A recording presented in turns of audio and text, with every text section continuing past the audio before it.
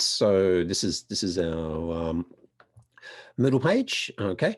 And oh yes, just as a reminder, there is a sort of heavy reading, but by myself. I don't normally use my own materials for classes, but this is rather timely, and it came out in a book just last year, actually, beginning of May last year. So have a look at this.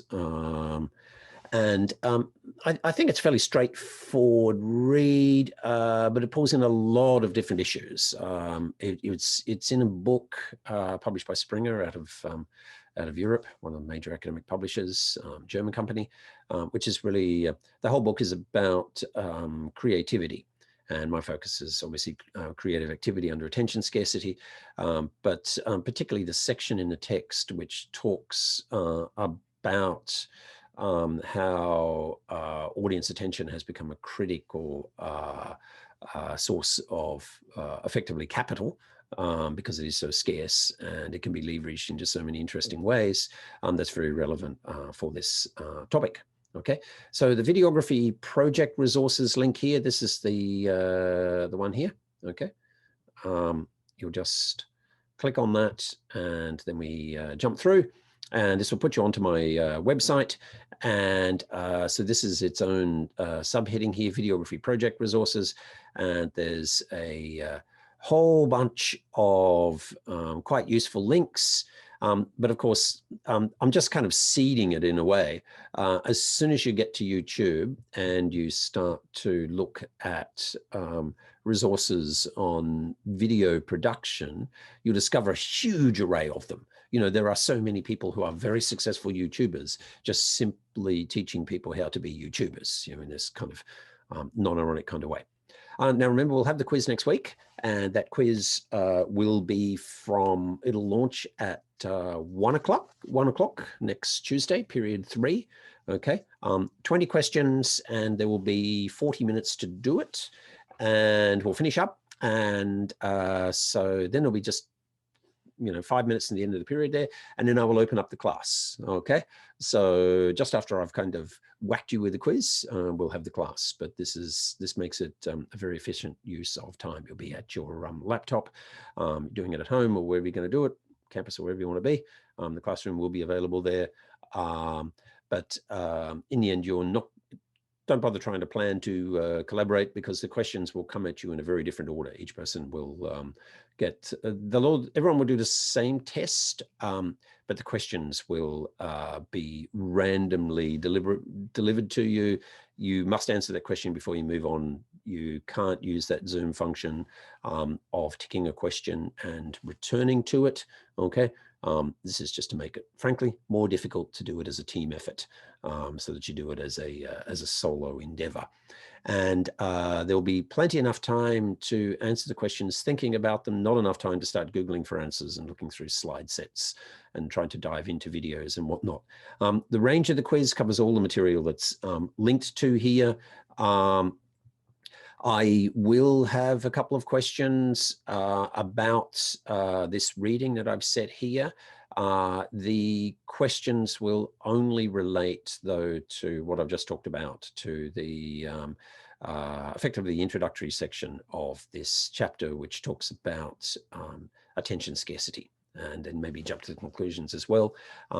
If you have a broader interest in the creative industries, then maybe it's a useful resource for you. I do talk all about, the creative dilemmas for individuals in terms of isolation, trying to find their own voice, their own distinctive ethos, versus being connected in the zeitgeist, to finding out what is the best the most interesting things that are happening out there and sources of influence.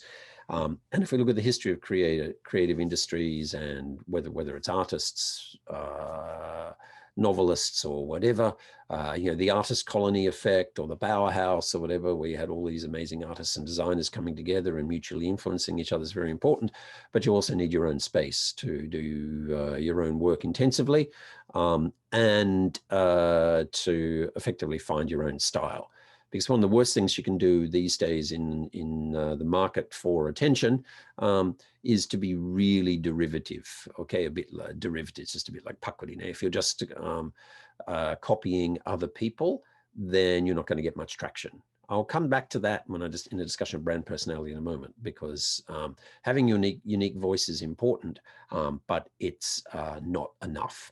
Now, the quiz will be in this top section here. It won't be down on the course page in week 4. It'll be up the top, okay? So just be alert to that. Okay, so now I'm going to turn to brand personality, our topic. Unless there's any quick questions about the first assessment task, the foray into being a YouTuber. Any quick questions on that? Yes, Benjamin, please, fire away. Oh yeah, Professor. Can you hear me? Yes, I can. Yep. Oh yeah. So about the YouTuber tryout, it's until the 31st of May. That's right. Yeah. Yeah, correct. Yeah. So like, is there a specific time length that we should kind of follow? Like, excellent question. I didn't specify that, and I was kind of umming and ahhing about that. My rough rule of thumb, the reason in the end why I didn't specify it was it kind of depends on what people want to do. But my rough rule of thumb is 3 minutes. So there's lots of studies done, on the metrics of attention and concentration. For example, actually the average viewing time of a YouTube video is about 40 seconds. Okay, people tend to bail out. But if it's a really engaging content, people will watch for a lot longer. Now, see, one of the tensions here, and the reason why I didn't specify the precise length, as you will have noticed that actually YouTubers don't do 3 minutes. They tend to do a lot longer. And there's very interesting kind of debate about this, but their videos tend to range somewhere between 6 to 15 minutes. And one of the reasons why YouTubers' videos have become longer is because of the algorithms that YouTube, kind of Google, are using to promote videos. Longer videos present more opportunities for YouTube to put advertisements in them, in the end to monetize it through advertising, okay? And so very clever YouTubers, and these days companies like Woom, I never get the pronunciation quite right with that, it sounds terrible, which is a kind of a Jimmy show in Japan for YouTubers. They give them various technical advice, is that they have a very good sense of how to pace the production of a video to meet YouTube's desire to drop advertising into it. But it's, for our purposes, really long videos really aren't desirable. Some companies now are asking people to make a 1 minute promotion video. So just that the very short and sweet 1 minute is pretty good, but it's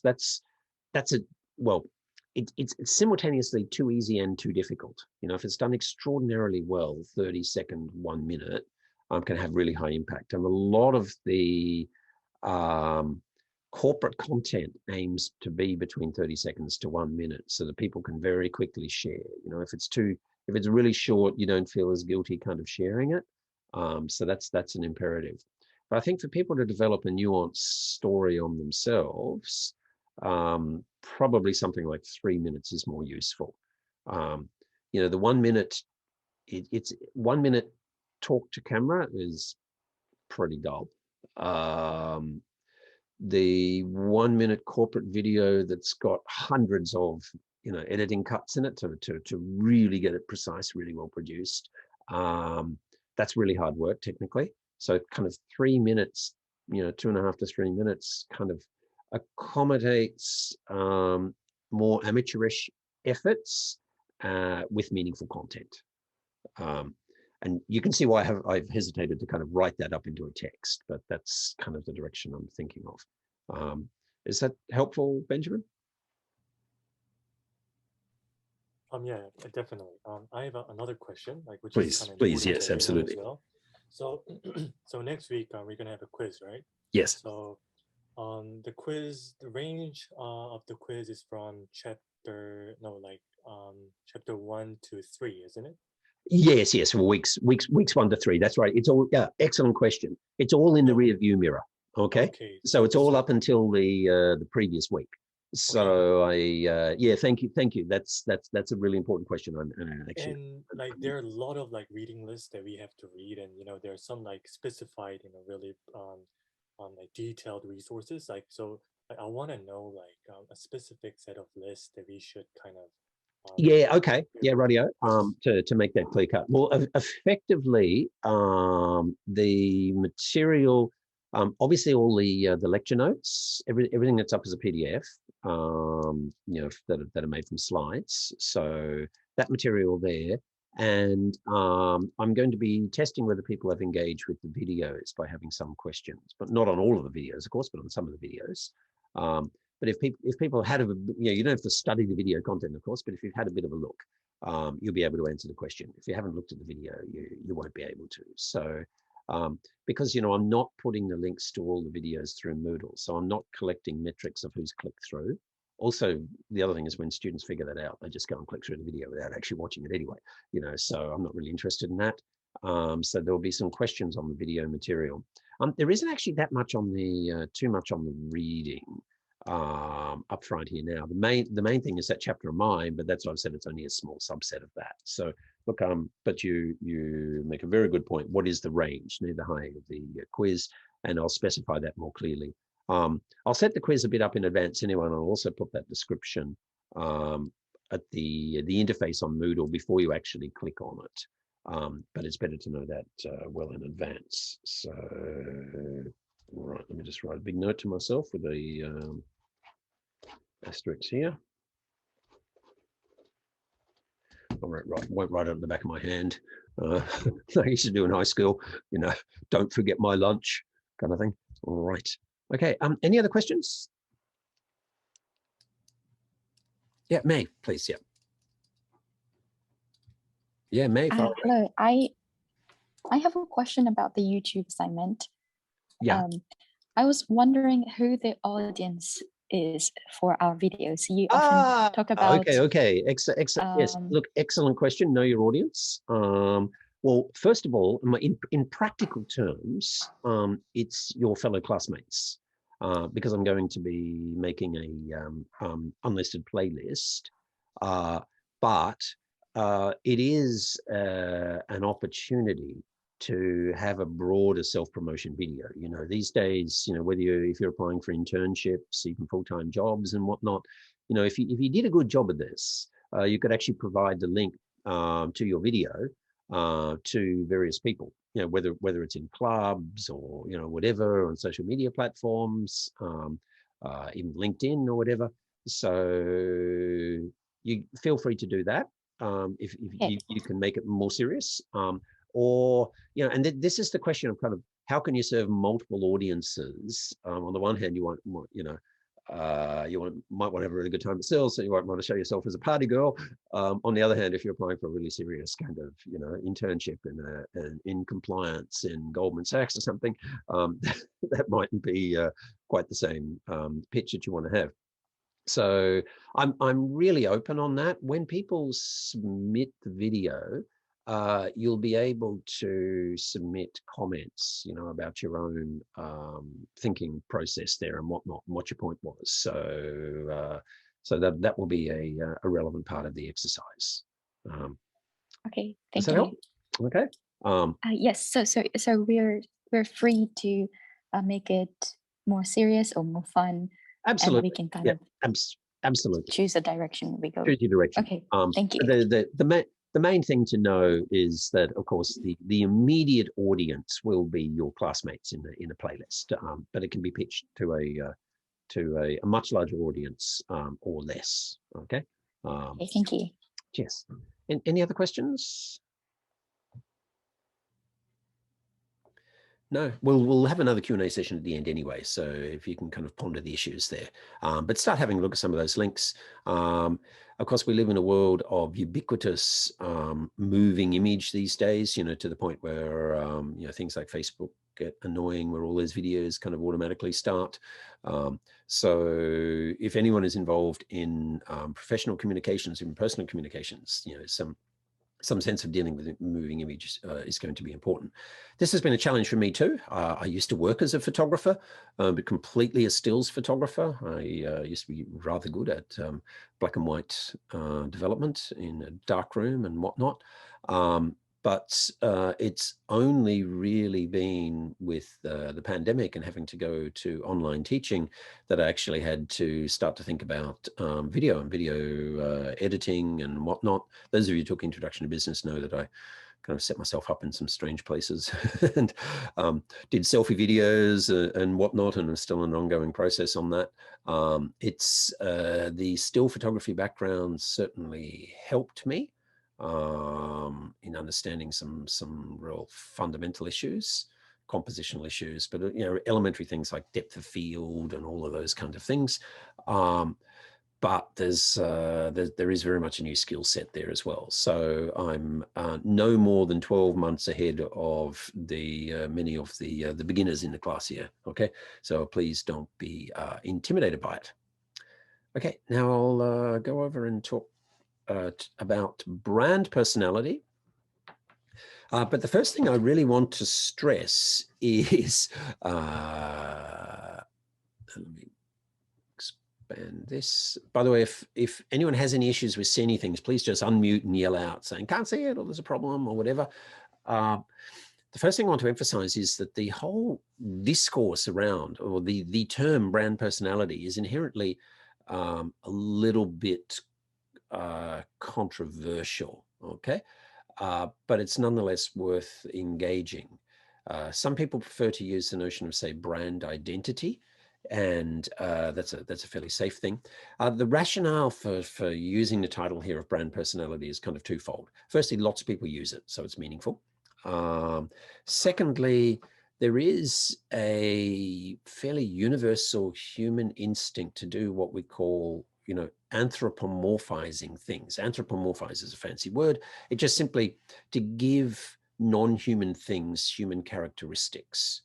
You know, we are highly social creatures. We're very good at reading, as I said, the body language, the meaningful pauses, the eye rolls, all of those kind of things in a natural face-to-face communication.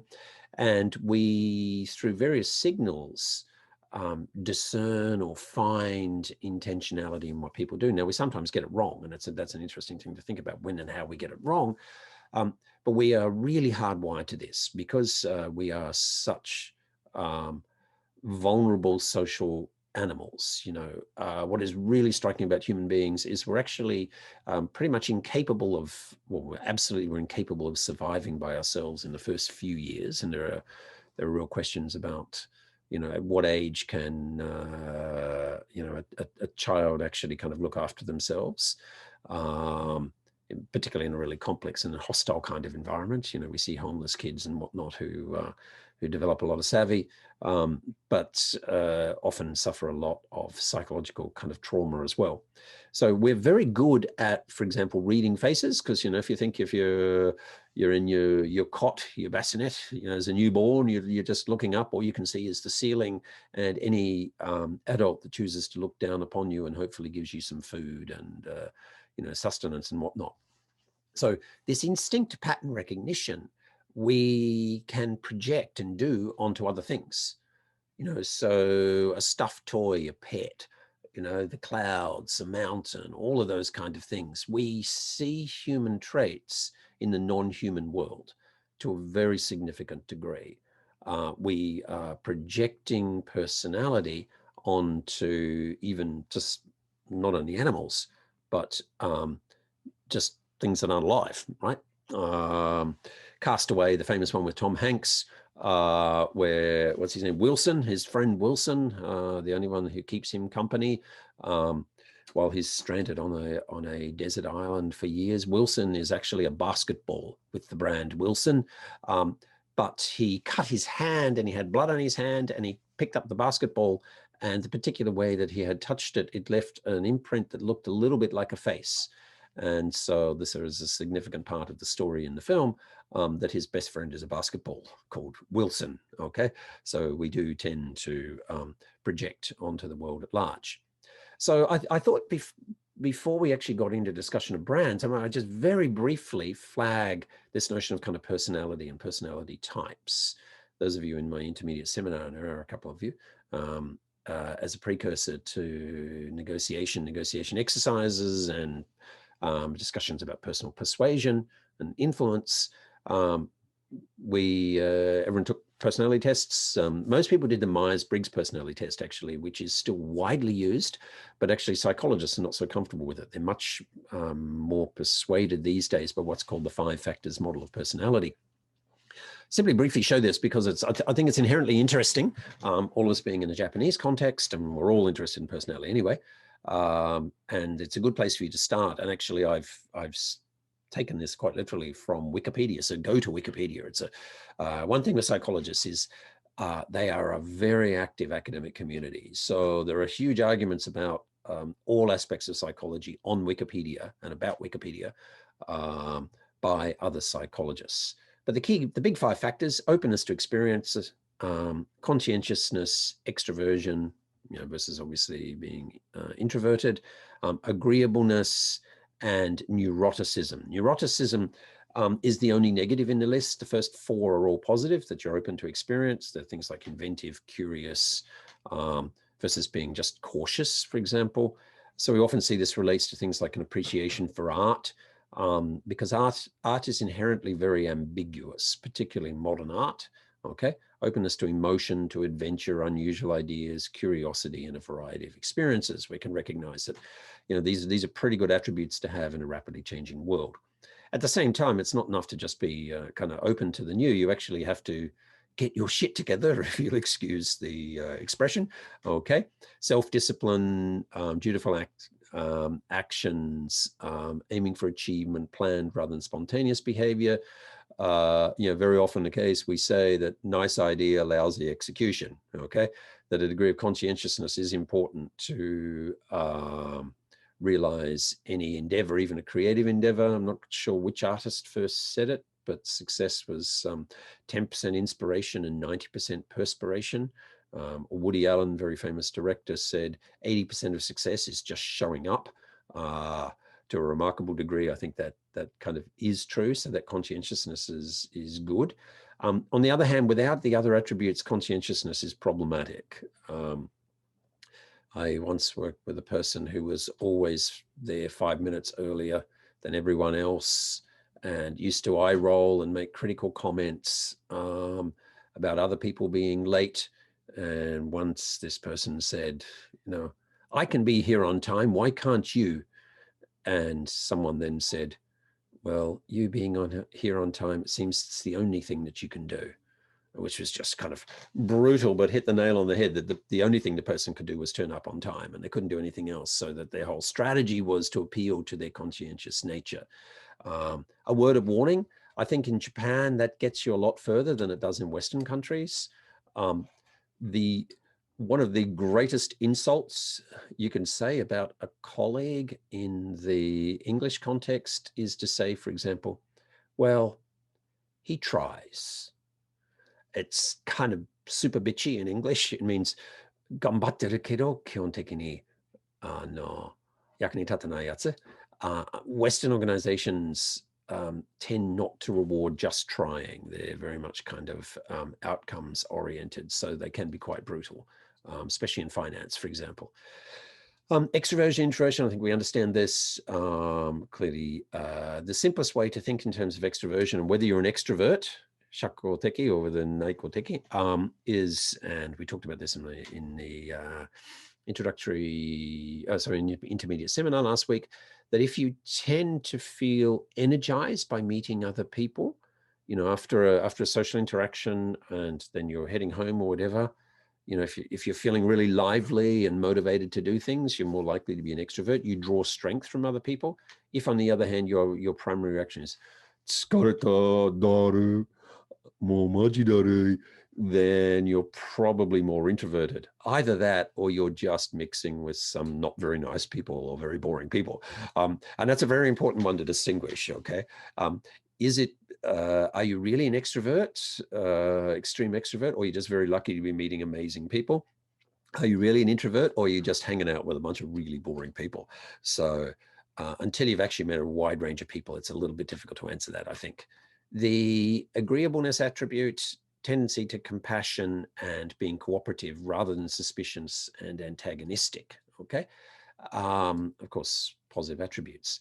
Immediately, this gives us a hint, though, and I think why it's very useful to look, first of all, the individual personality when we think about branding through communications, any kind of organization, whether it's an NGO, whether it's a government, you know, a state, a nation, a city, or a corporation, that because as human beings, we've evolved through social dynamics when we used to have to cooperate to corner that woolly mammoth and kill it, for example, and then maybe share it with the neighboring people living in a neighboring cave, okay, and then they'd share it when they got lucky and killed their mammoth.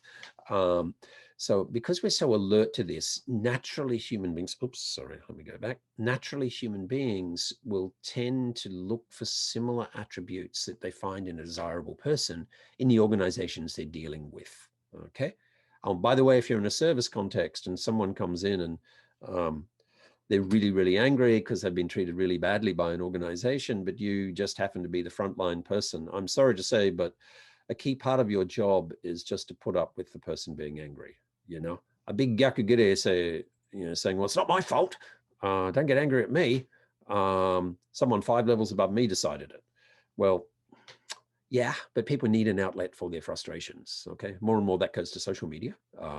Anyone who's worked in a call center will know that one of your jobs is to patiently listen, you know, the zen of call center work, and then to try and direct their energies to kind of solve the problem.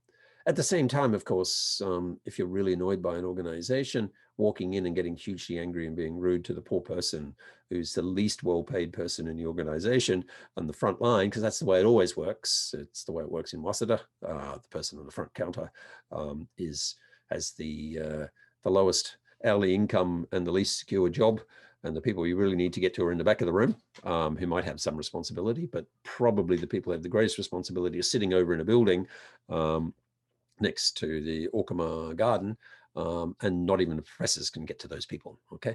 So we need to keep in mind that the person at the front line is not responsible. At the same time, it's entirely understandable to be angry with an organization. Excuse me, nothing worse than a cough virtually. No, it is worth face-to-face if you've got COVID, but. Now, neuroticism. Yeah, this is sensitive. I've got to be sensitive how I deal with this. Okay, it's kind of sensitive and nervous versus secure and confident, and you can have elements of both. I readily admit, slightly neurotic tendencies. I have a pathological fear of getting in trouble. I am meticulous in terms of compliance. I live in fear of getting in trouble with the tax office, for example. So one of the things I had to do last Wednesday night was I was in the office until 5 a.m. Doing my kakute shinkoku, my tax return, because the deadline was last Thursday. So I'm very much kind of focused on that. On the other hand, argue I'm also pretty relaxed and confident in some ways. It comes from experience. Now, one of the things with neuroticism is some people tend to be kind of much more sensei and kind of sensitive to their environment. They're often very creative, but they have sometimes problems of being hypersensitive, overly sensitive as well. And so the typical kind of thing is that someone who is very alert to the feelings of others, they might bear the pain of others quite well. Maybe your typical indicators, you're more inclined to get headaches, stress, all those kind of things, okay? There is a dark side to neuroticism, which can sometimes be caused by your social context, upbringing. Parents can either attenuate or compound the neurotic tendency in you. I think the middle class tendency for filling small kids with the fear of failure, if you don't pass your get a good score on your class wake test in the juku in 4年生, then you'll end up with bad kids, and you'll end up in a bad school, and then you'll end up homeless, blah blah blah blah blah. And a lot of that effectively becomes kind of child abuse, and it often takes people about 20 years at least psychologically to shake off the middle class status anxieties that have been inculcated in them through a whole range of social pressures. And I am acutely conscious that Waseda is heavily kind of implicated in this, both in terms of being a goal and how we simultaneously kind of say to people that you kind of made it, you're elite, while at the same time not kind of unpicking some of those psychological pressures that people have been subjected to. Now, where does this get to in terms of culture? This is one of the really interesting kind of questions. Do we find significant differences in the frequency of personality tendencies and types? By the way, in the 5 forces thing, it's just like how you plot, wine tasting or coffee tasting or whatever. Effectively, you draw a pentagon and you kind of plot people by those attributes, rather than Myers-Briggs, which it gives you coded type. Like if you want to know about me, I'm ENFP, for example. What we do find is cross-cultural studies. It's an emerging, interesting field, and there's a very detailed article, and you can find this if you just Google Dr. Christian Jarrett and BBC Online. A very good summary of a lot of the academic research on it, which talks about some of the other studies here. One of the interesting things is neuroticism as a negative, okay? We found that the highest average scores for the trait neuroticism were found in Japan and Argentina. And the lowest were found in the Democratic Republic of the Congo and Slovenia, for example. So neuroticism tends to be kind of widespread, I think, not surprising in the Japanese context. And I've already touched on this with this notion of uncertainty avoidance, that in the Japanese context, 簡単に言うと、多くの日本人の客は比較的に不安しやすい。だから会社にとってなるべく客を安心させるような取り扱いが重要。So it's to a significant degree, it's about giving assurance to customers when you have high uncertainty avoidance, an element of neuroticism, okay? By the way, the vast majority of you would have no sense of this, but working in universities, and particularly the administrative side, one of the toughest parts of being an administrative member in the universities is taking the phone calls from Shinkei no Okasa, who's kind of freaking out about their kid and calling up the university and wanting reports on how they're doing and all this kind of stuff. And the universities just have to be so polite to the Hogosha. Of course, Western universities like, no, your kid's legally an adult, not going to talk to you about it, bye. So in Japan, very, very patient, okay? And the Paul Yugak Center the staff have been just overwhelmed with parents who are very anxious about the status of study abroad and whatnot. So this is part of customer service in Japan, accommodating people who tend to be kind of nervous. Where Japan doesn't look very good on the comparative studies is agreeableness, particularly in terms of acts of kindness to strangers. There is a separate ranking which is done by Gallup, one of the world's most famous survey companies, and Japan routinely comes in like the worst 5 of 150, well, it's up to about 180 countries, I think, now that are studied. Interesting, the Congo and Iraq come in as having some of the highest levels of acts of kindness by strangers.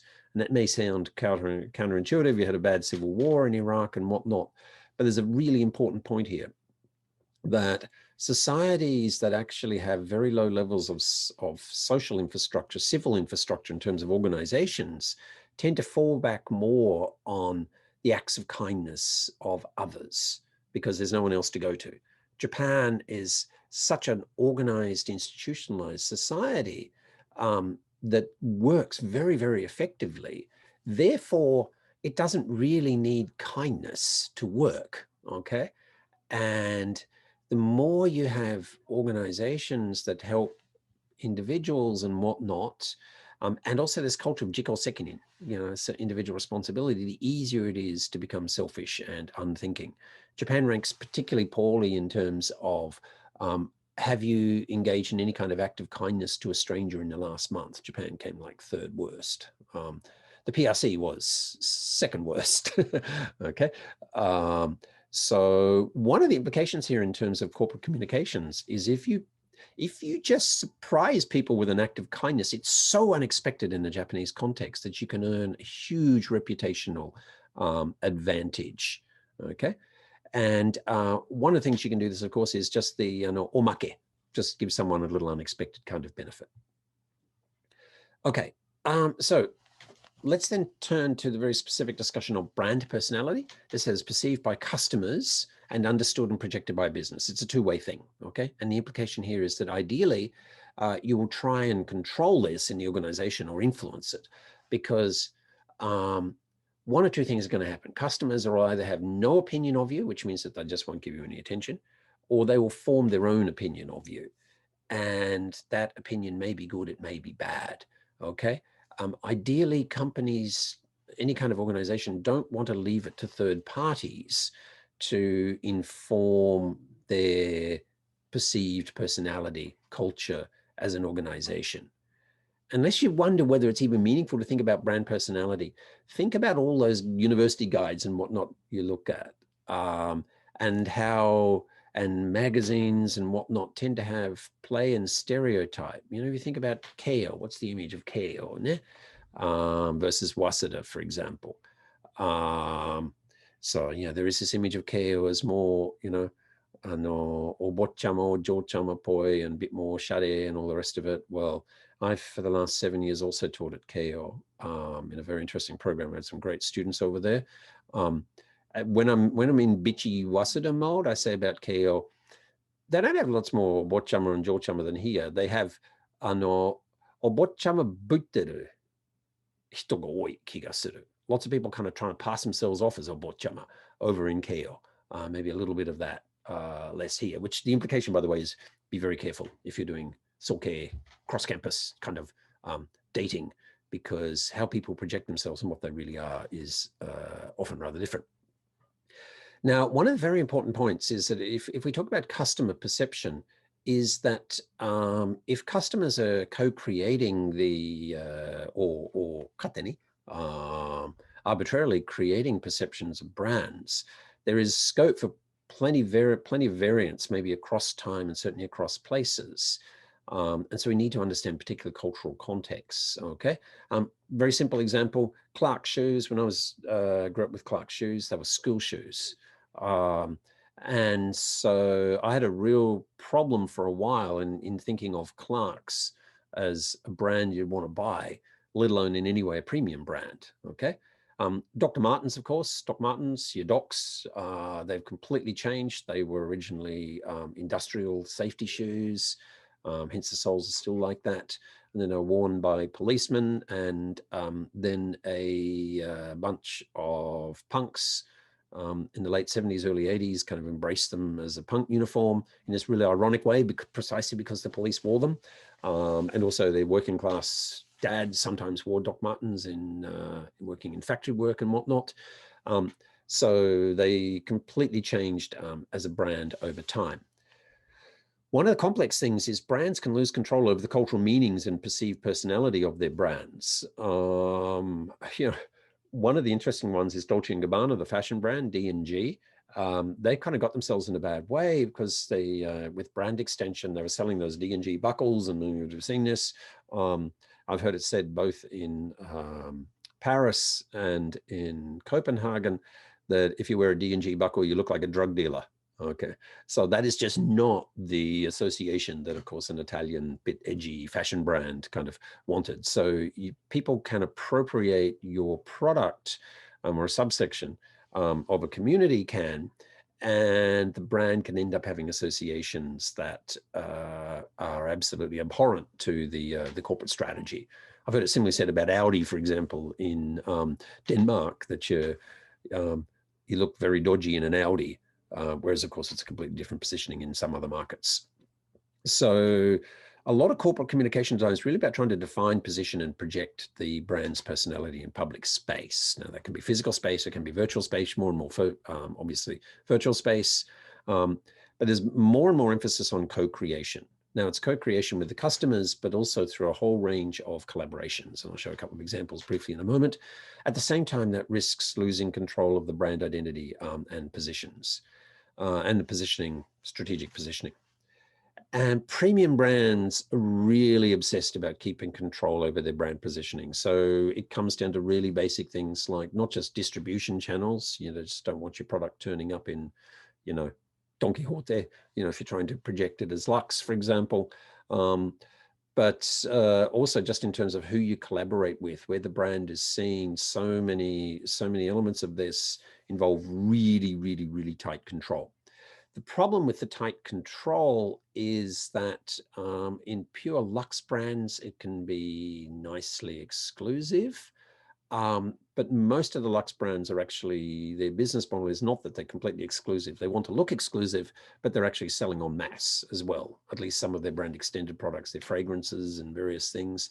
So we've seen even the most exclusive brands, such as say Dior, as a haute couture house, have done things like bringing filmmakers in to see the production of their spring and winter collections. Dior and I is a very nice movie if you'd like to have a look at that, which is still, they're kind of controlling the access to some degree, but they realize they need to be perceived to be more open.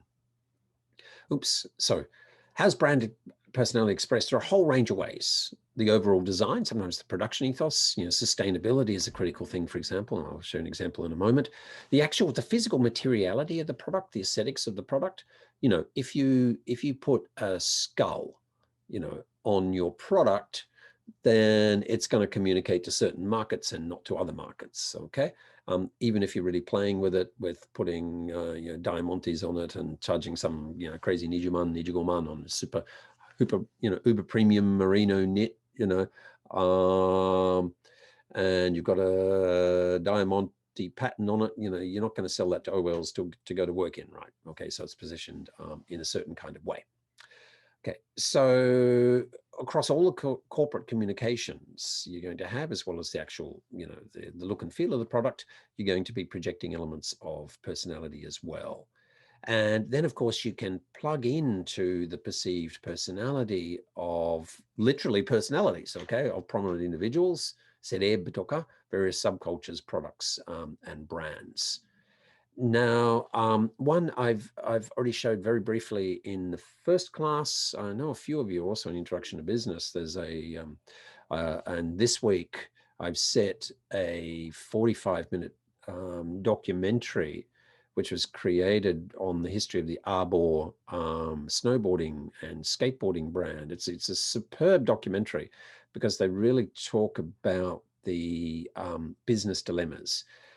Arbor has always had a very clear story, a tale of origins, being so focused on sustainability right from the beginning and in an interesting kind of way, which makes it a very powerful brand now. But 20 years ago, nobody really cared about sustainability at all.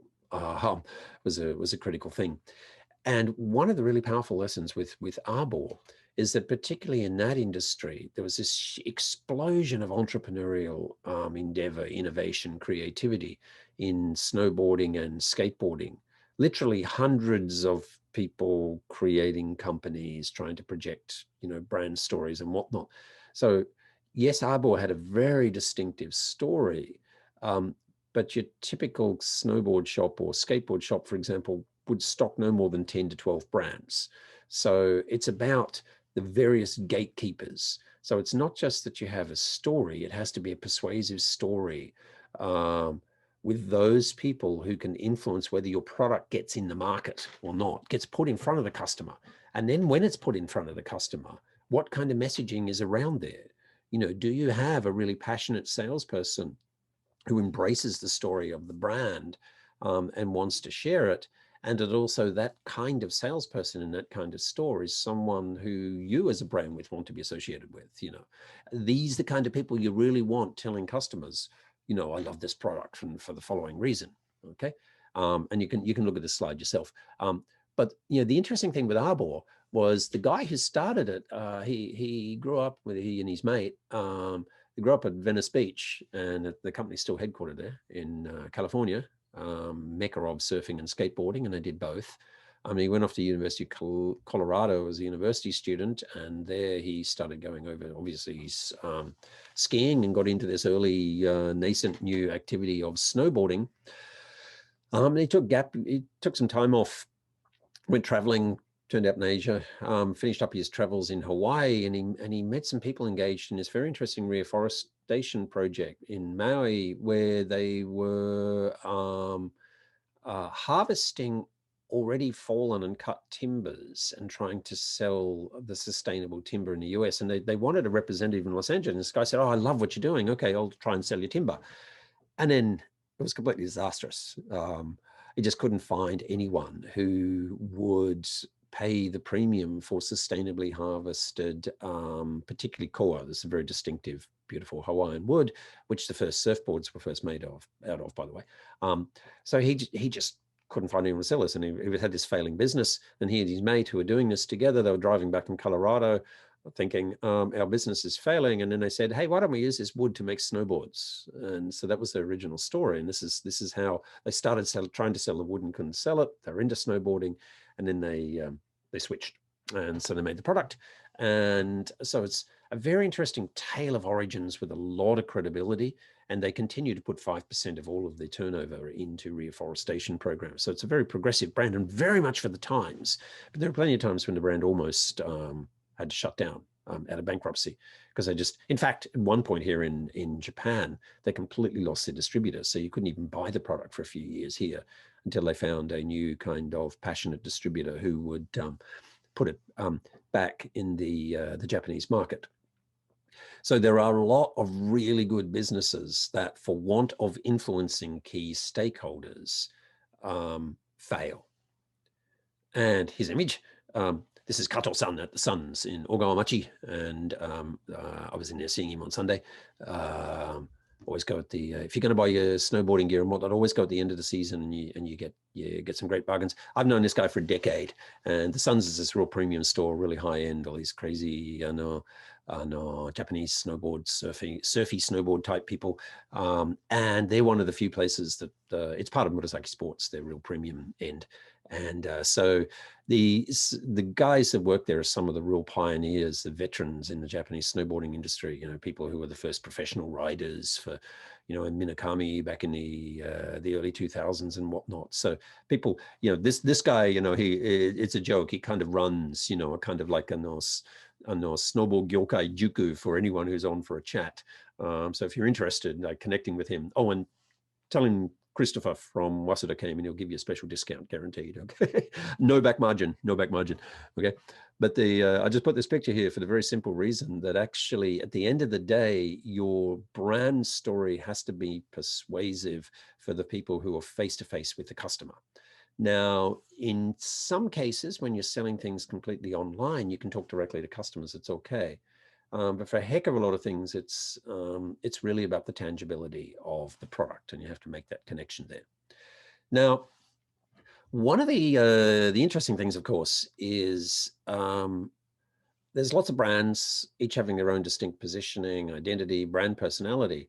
But then there's really common elements with business. So there's often huge efficiencies in putting companies together through mergers and acquisitions. Sharing the overheads, one Katie, accounting, or, distribution, and all of those kind of, storage, the warehousing, all of those kind of functions. Those kind of overheads can profitably be shared across a number of brands. So we're seeing, in fact, what companies do is through mergers and acquisitions, putting different brands with very distinctive identities together. Then the reverse, companies that have the know-how want to chase particular markets, so they create multiple new brands, sub-brands. And you see this, and there's always a kind of a trade-off. There's the brand of the company as a whole, which may be well-trusted.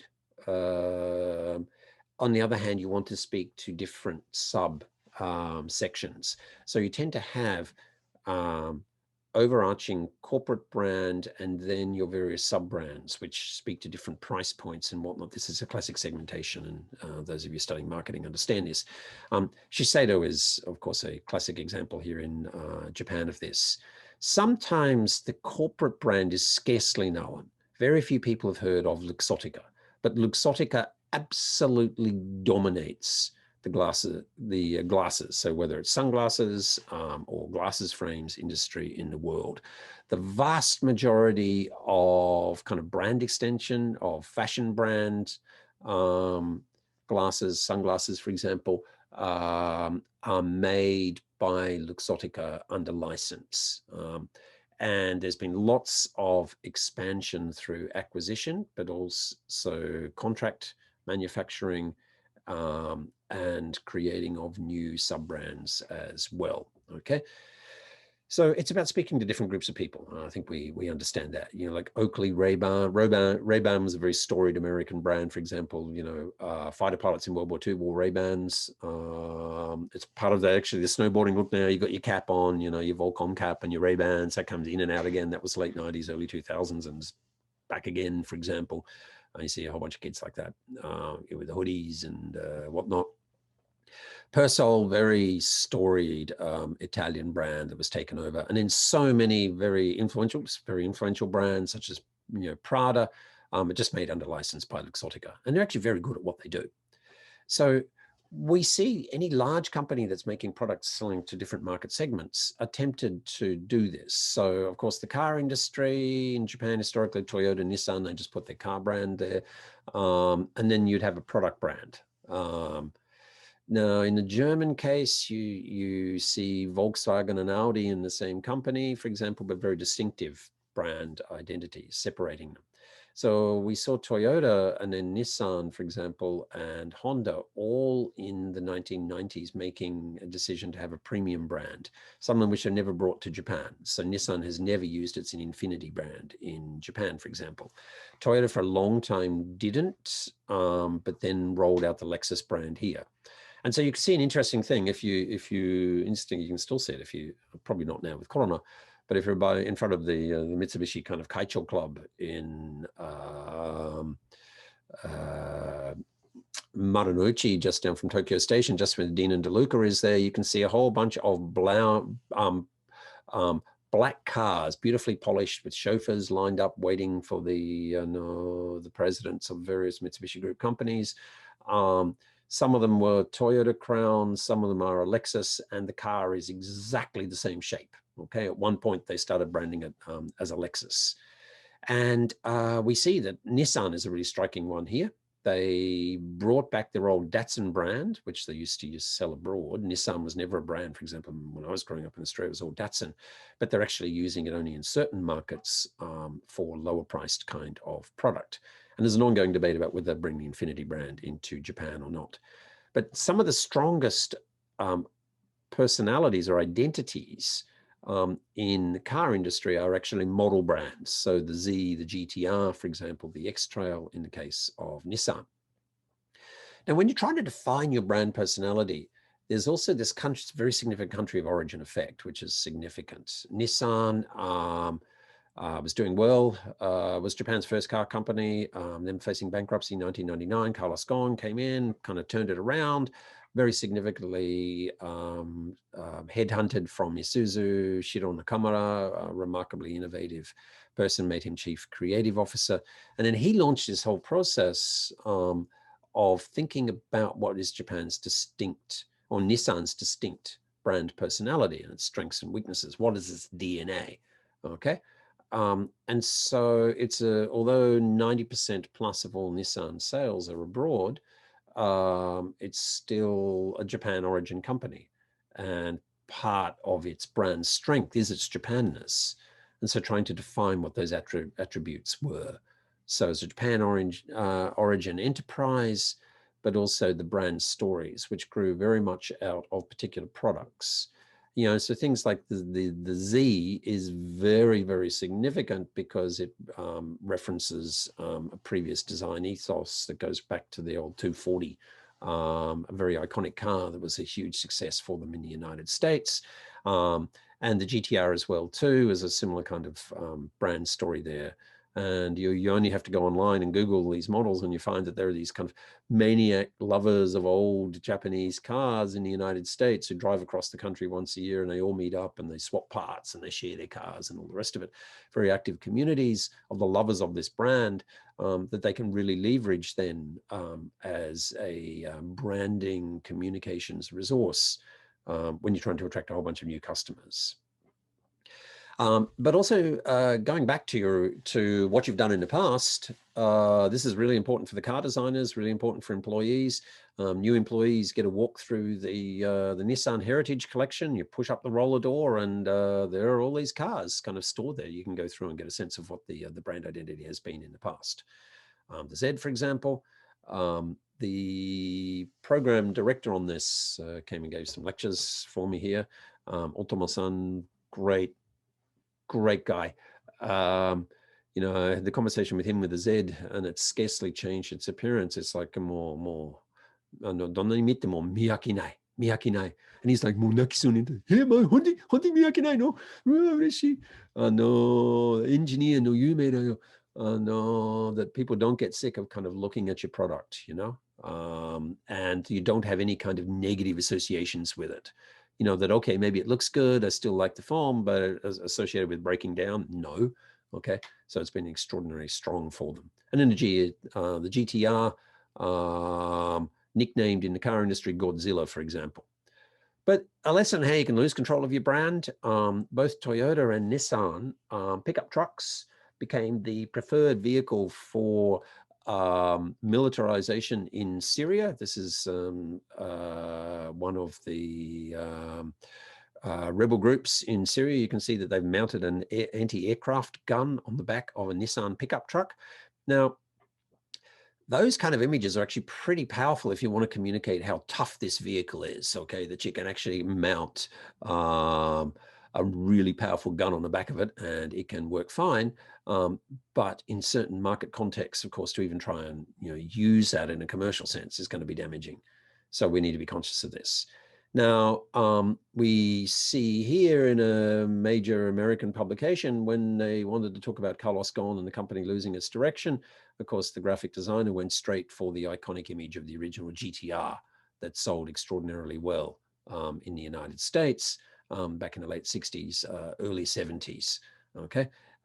So clearly, if you have some bad corporate events, all of your meticulous building of a brand personality over decades can be damaged. And of course, the Carlos Ghosn washout, and particularly the bloodbath of firing executive or pushing executives out temporarily when there was under the leadership of Saikawa-san and whatnot, and this kind of was seen as a bit of a coup d'etat. And going, the Japanese company going back in its worst bad old kind of ways, that kind of image in the business press was extraordinarily damaging for the enterprise. Okay, so I'll stop the share there, and I want to turn very quickly just to click through a couple of examples here of companies that have storied brands which have made the most of their origins, their tales of origins, their very particular subcultural context. These are two New York examples. Okay, I'll just quickly show them to you.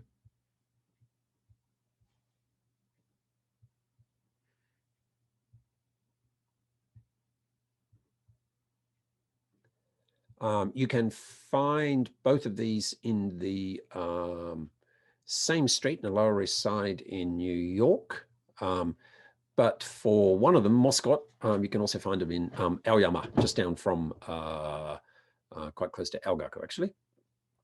Okay, so the two I want to feature are, oh, just a moment.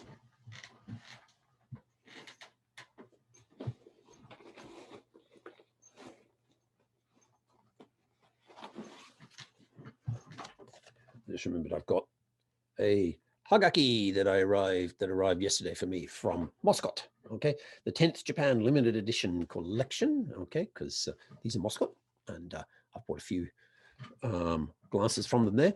Okay, Both of them are stories of businesses that were founded by Jewish migrants in the beginning of the 20th century in New York, Ashkenazi Jews, and still under family control. So these are family businesses, tales of origins, and they really effectively use their story to draw in a lot of new customers. One of the really interesting things, Andy Warhol, this is not the real Andy Warhol, of course, he's dead. This is in Madame Tussauds in London, the Wax Museum. And Andy Warhol made my glasses famous. But the interesting thing is, I did not realize that I had been influenced by this until actually I've had the glasses for a few years. And when I was looking around, first of all, to talk about Moscot in a presentation, actually to Guy Michel about telling brand stories, I remember that I'd taken a picture of Andy Warhol because of the 15-minute famous thing. Everyone wants their 15 minutes of fame and talking about of attention. And when I found the image and pulled it up, I thought, he's wearing my glasses. And then when I started reading up on it, I realized that, yeah, he wore exactly the same glasses. And somewhere along the way that I had kind of internalized that and hadn't even quite realized it, and probably helped to shape my my own tastes and preferences. So we are much more kind of derivative than we would like to think. I thought I just arrived at something I liked at, and realized that maybe not. Maybe I am pakute Andy Warhol. I'm really live in fear that people think that I'm wearing them just because Andy Warhol did, which is far from the truth. Now, Moscot, they very deliberately in their flagship store, and if you go into Tokyo as well too, you'll see they even brought a few things. They've got just not just a story of their origins, but they have artifacts from the time. Okay, so this is actually in the Orchard Street Lower East Side window. Whole bunch of things here. They literally have photographs of the founding members of the family. Okay, like they quite literally kind of storyboard it in an interesting way. And in 100 years, they did these interesting kind of mock-ups, and they gave up free books and whatnot, which tell their brand story. So this is, if you go into the flagship store there, you can see it's a little museum to the family business. Okay. By the way, they also have this very interesting kind of space where they can do events there, jazz events and whatnot to draw audiences in. Russ and Daughters was just down around the corner, but their current restaurant is here since just 1914. This is, they effectively created a cafe. It was a very famous delicatessen run across multiple generations, selling typical Ashkenazi Jewish fare. So it was kosher, you know, like pickled herrings, pastrami, all of those kind of things. To some degree, we associate with kind of New York delicatessen culture. And there's they as well in their corporate communications use lots of pictures from the original store. And they've taken artifacts from the original delicatessen and used that as part of the decor in their cafe. But the particular style is very, it's a kind of a very mild late 20s, early 30s Art Deco style. And they've very cleverly paired these Ashkenazi Jewish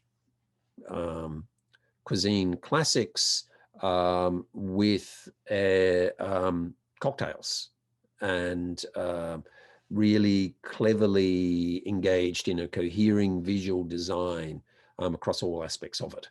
That's the typical kind of food you get, okay? And particularly they've linked it to martini and the whole and the decor of the martini. The martini became a hugely influential, very cool thing to drink in the 1930s, post-prohibition, and so they really play on that, and so the pairing there, okay? And we can just simply see the sheer quality of the images there. So one of the implications here is something that a lot of Japanese companies wouldn't think of, that if you actually want to tell a good brand story, the first thing you want to do is head to the storehouse, you know, where all the, you know, head to the basement and find all the interesting stuff that has been stashed there, okay? Now, I wildly underestimated how much time I myself was going to spend talking about assessment and whatnot up front. So I'll have to save up the discussion of the laws, the compliance component, which I'm not too worried about. We can come back to that. I can make a video about it if necessary. Excuse me. What I really want to do, though, is emphasize the way that corporate communications has reinforced values, but also has to be updated with shifting values in society. And so there's two components to the law and values presentation. And I've got some slides here I want to show you very briefly. They're just images, just so you get a sense of just how much values have changed and how what used to be done in terms of corporate communications, advertising, is completely unacceptable today. So when you hear any discussions about culture as this kind of timeless thing, no. What's culturally acceptable in one context over time becomes completely unacceptable, okay?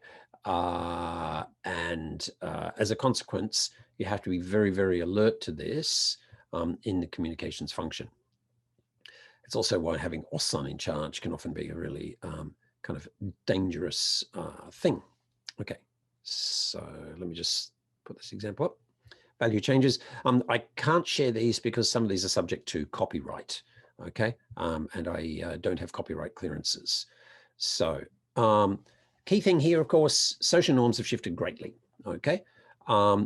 And there have been demands for advertising standards organizations. So a lot of countries, the advertising industry themselves tried to get ahead of this, and they created something like the Advertising Council. That's what was in Japan, the AC, for example. They call it in English the same thing, that take complaints if they think that advertising is inappropriate, okay?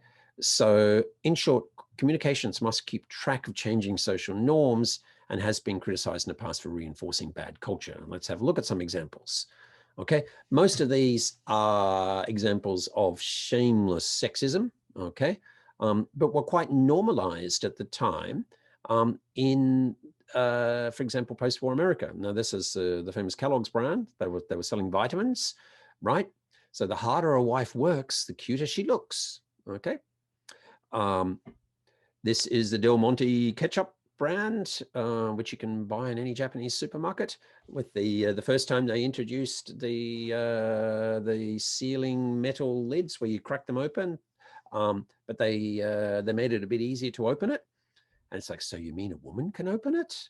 Okay, okay. The chef does everything but cook. That's what wives are for. Kenwood Chef is still the strongest brand in the market category, but it ain't going to try and sell a product like that now. Okay. Again, selling vitamins. Keep up with the house while you keep down your weight. Okay. A cigar brings out the caveman in you.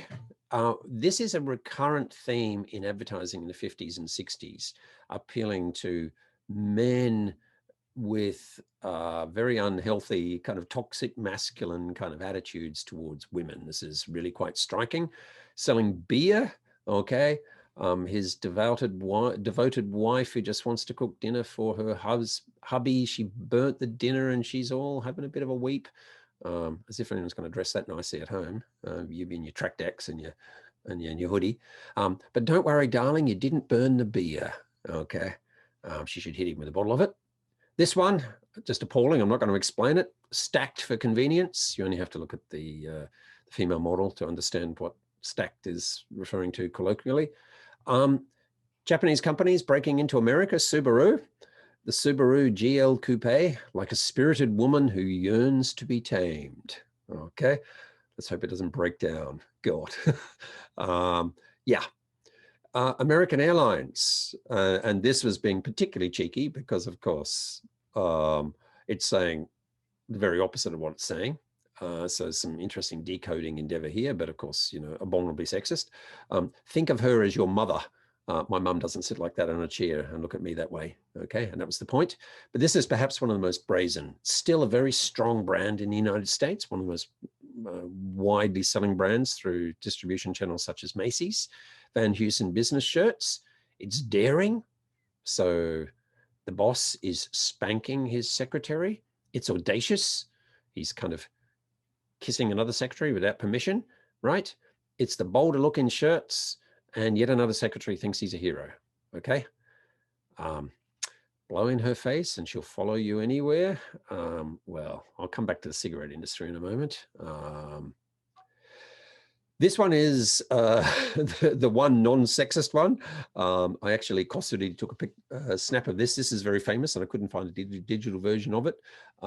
So in Marazen bookstore, did you ever see a fat Chinese? Okay.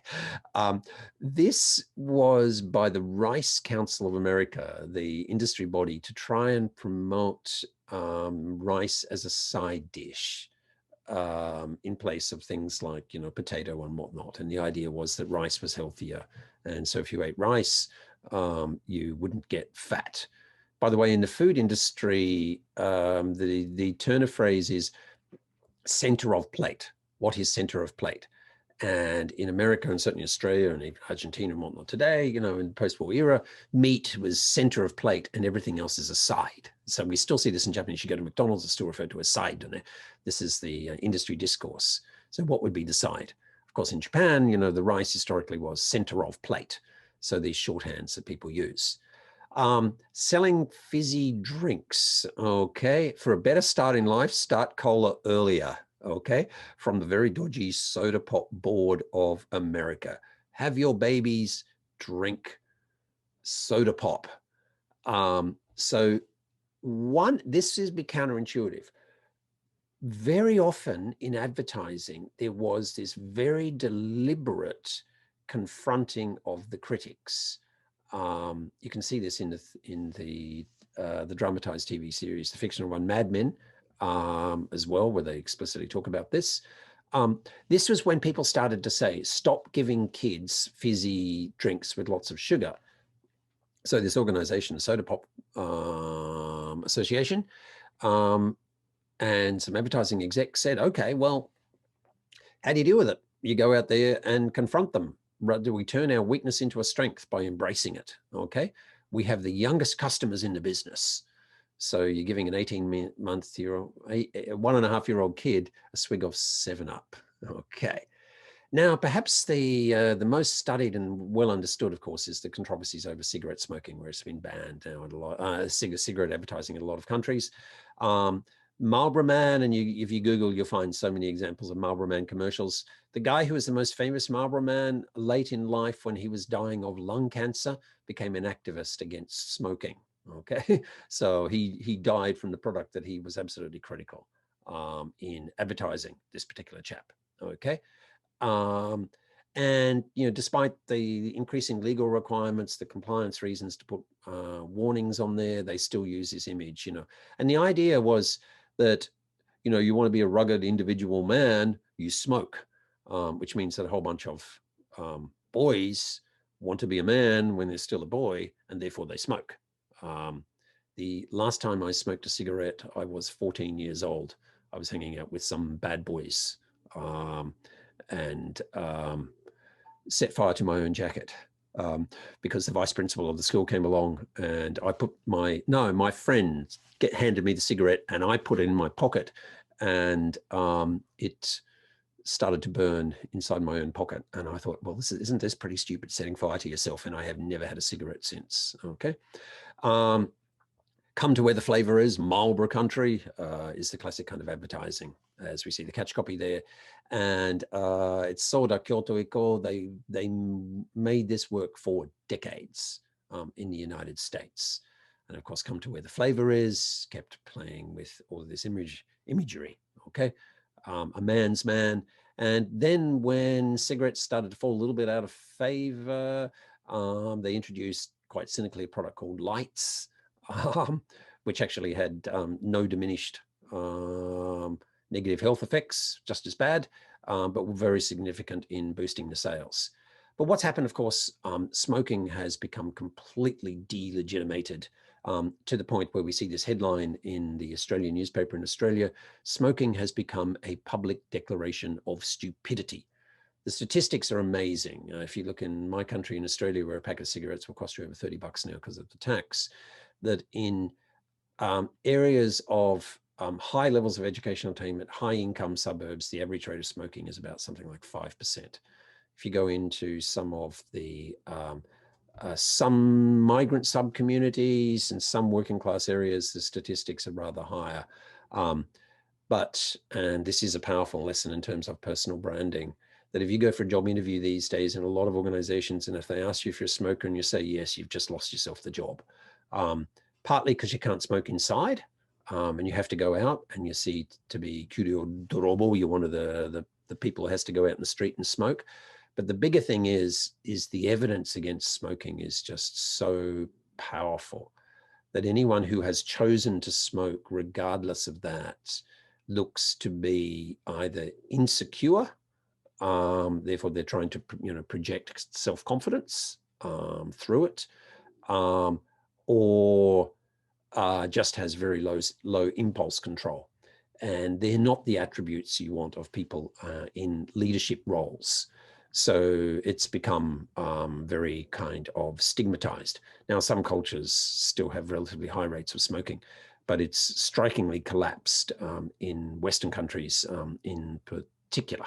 Okay. Right. So the law and compliance issues, I'll save them up for another time, either a video or I'll squeeze them in another week. And we've covered the more interesting stuff about brand personality and whatnot. And one of the interesting conversations that we can have in an interactive way, and we can have a little bit about this conversation if you like, as we follow on subsequently here, is Waseda's perceived brand personality and how that might have changed over time, because there was a longer discussion about whether Waseda had a brand that was attractive to bright young women, for example, a liberal institution, but it was considered to not have the hin that Keio did, okay? And yet, of course, in Kokyo, in SILS, we have a very nice, from a Waseda perspective, gender imbalance in that we have more female students than male students.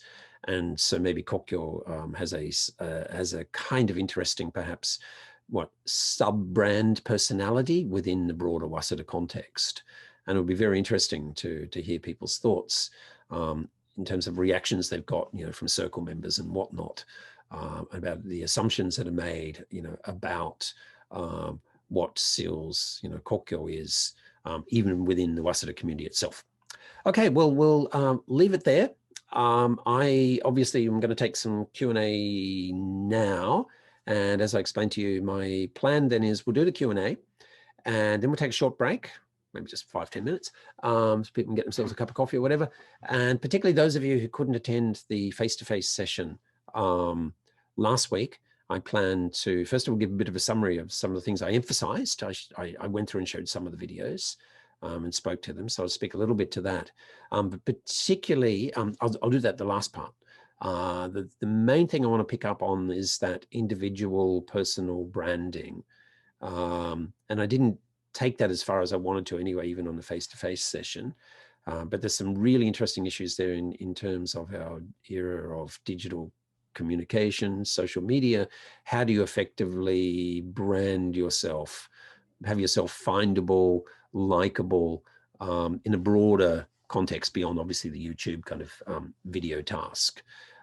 Because one of the options that a lot of people think is just to go completely private so that you don't get negatively, perceived, actually is quite counterproductive. You have to have a digital footprint, but it has to be a good digital footprint. And how can you strategically manage it? Okay, so they're the issues we'll deal with. But so I'm done with talking now. Feel free to ask me any further questions. And then when we've kind of exhausted the questions, we'll take a short break and then do what I just said we'd do. So thank you very much.